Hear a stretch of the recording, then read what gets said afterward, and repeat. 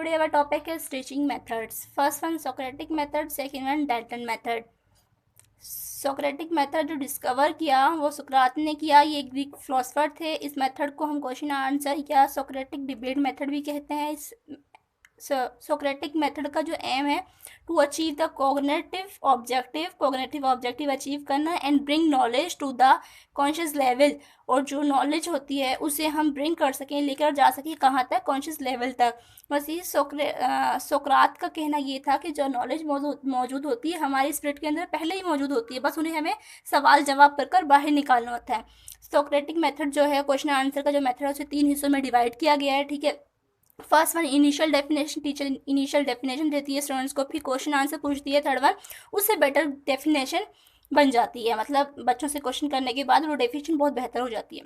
Second one ये Socratic method कहाँ किया जाता है, कहाँ एक्सपीरियंस किया जाता है, तो इसका एक्सपीरियंस हम क्लासरूम में करते हैं। Share dialogue between teacher and student, dialogue जो शेयर होते हैं स्टूडेंट और टीचर के दरमियान होते हैं, ठीक है। और ये किस सब्जेक्ट में हम अप्लाई कर सकते हैं, फिलोसफी के अंदर बहुत अच्छा रहता है ये, आर्ट के अंदर, एथिक्स के अंदर, एंड मैथ्स एंड साइंस के लिए इफेक्टिव नहीं होता क्योंकि इसमें क्वेश्चन आंसर है। मैथ्स और साइंस में तो हमें प्रैक्टिस करने होते हैं, इसलिए अब ओल्ड जो आइडियाज़ होते हैं replace with the new concept, और आइडियाज़ को रिप्लेस कर दिया जाता है न्यू आइडियाज़ के अंदर।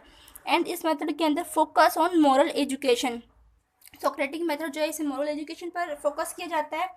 एंड इस मेथड के अंदर, इस मेथड को हम हाइपोथेसिस मेथड भी कह सकते हैं। एक वे है ये डिस्कवर करने का truth, a way to discover truth.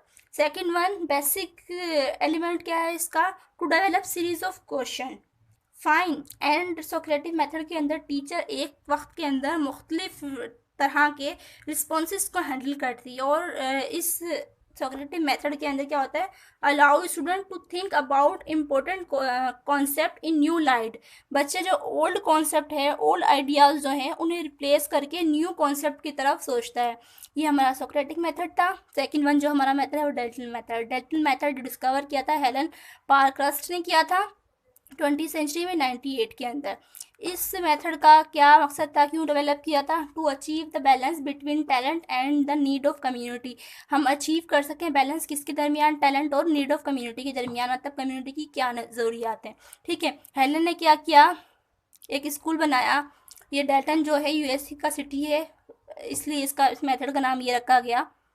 तो वहाँ का कोई इशू था, इन्होंने वो सॉल्व किया। मतलब कुछ बच्चे ऐसे थे जो स्कूल नहीं आते थे या कम आते थे, तो इसने एक ऐसा क्लासरूम डेवलप किया जिसके अंदर मतलब उसकी लुक जो थी ना वो बिल्कुल लेबोरेटरी की तरह थी, प्रैक्टिस बेस्ड था, मतलब बिल्कुल लेबोरेटरी की तरह थी। वहाँ पे क्या किया गया, बच्चों का जो होमवर्क होता था ना उसको ना डिवाइड कर दिया गया इस तरह से, अलग अलग बच्चे का होमवर्क डिवाइड कर दिया गया, उन्हें असाइनमेंट्स दे दी गई। सब बच्चे अपना अपना काम इंडिपेंडेंटली करते हैं, खुद से मतलब वो सॉल्व करते हैं। और इस मेथड को 3 पार्ट में डिवाइड किया गया, हाउस, असाइनमेंट एंड लेबोरेटरी, ठीक है। हर बच्चे का काम अलग है, हर बच्चे की प्रोग्रेस रिपोर्ट कार्ड पर लिखी जाएगी। यहाँ लास्ट में मैंने लिखा भी है, जॉब कार्ड है, जॉब कार्ड का नाम दिया गया, क्वेश्चन आ सकता है कि डेल्टन मेथड के अंदर जो प्रोग्रेस होती है हम किस पर लिखते हैं, तो जॉब कार्ड पर लिखी जाती है।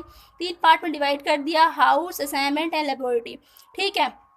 अब जब बच्चा ये काम कर रहा होता है, अपना अलग अलग काम कर रहा होता है, आपस में भी कोलैबोरेट कर सकते हैं, हेल्प आउट कर सकते हैं दूसरे को, लेकिन यहाँ टीचर कोई हेल्प नहीं करती। जब बच्चों को ज़रूरत पड़ेगी उस वक्त ही वो बच्चों की सिर्फ हेल्प करेगी, फाइन। अब इससे क्या चीज़ प्रमोट होती है, बच्चा इंडिपेंडेंस काम करने का आदी होता है, सोशल स्किल्स डेवलप होती हैं, sense of responsibility towards other develop होता है। और ये जो मैंने बता दिया कि जो होमवर्क होगा, असाइनमेंट्स होगा, उसको डिवाइड कर दिया जाता है साल की बेस पे या मंथ की बेस पर। लर्निंग बाय डूइंग का काम है यहाँ पर, क्योंकि जो ये हेलन थी ना, ये मारिया मॉन्टेसरी और जॉन डोई की के जो थ्योरी थी लर्निंग बाय डूइंग, उससे बहुत ज़्यादा मुतासिर थी, ठीक है। जॉब कार्ड होगा, नो फिक्स फी थियरी, ये बहुत इंपॉर्टेंट पॉइंट है कि ट्रेडिशनल जो क्लासरूम होता है उसकी तरह कोई भी यहाँ सीन नहीं होता है। इसके अलावा डिपेंडेंट नहीं होता वो टीचर के, टीचर भी उस वक्त मदद करती है जब उस बच्चे को हेल्प लेने की ज़रूरत होती है।